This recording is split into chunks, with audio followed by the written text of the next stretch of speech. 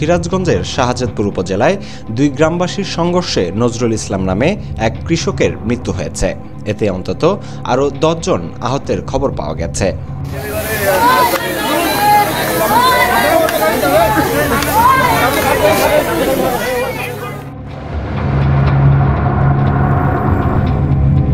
মঙ্গলবার 20 মে সকাল 10টার দিকে উপজেলার রূপবাটি ইউনিয়নের বাগদোনাল গ্রামে এই সংঘর্ষের ঘটনা ঘটে। নিহত কৃষক নজরুল ইসলাম বাগদোনাল গ্রামের মৃত সিরাজুল পারামানিকের ছেলে।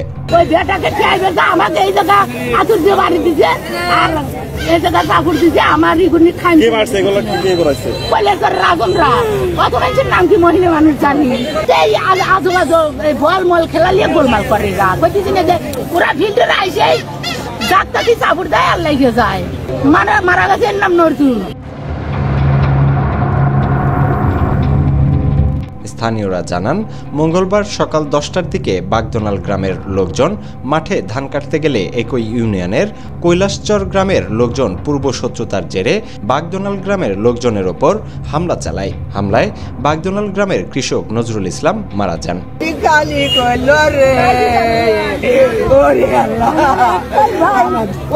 বাড়ির পাশে আজ কয়েকটা দিন ধরে চাল ফাল দিয়ে ওটাই আইসে তখন উদ্যোগ করে আয় খালি গিয়া অক্ষমা করে ঠিক যাই।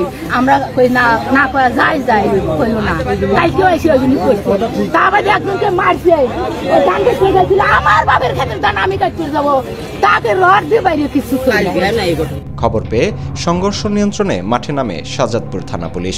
শাহজাদপুর থানার ভারপ্রাপ্ত কর্মকর্তা ওসি আসলাম আলী বলেন, কৈলাসচর ও বাগদোনাল গ্রামের গ্রামবাসীর মধ্যে ফুটবল খেলা ও ধান কাটা নিয়ে দ্বন্দ্ব হয়। ওই দ্বন্দ্বের জেরে আজ সংঘর্ষে একজন নিহত হন।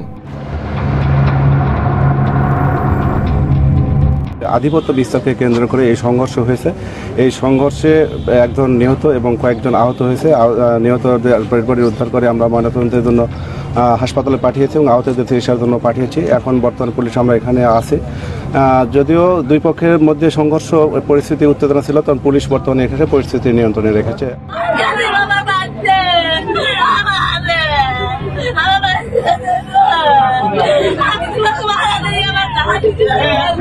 I'm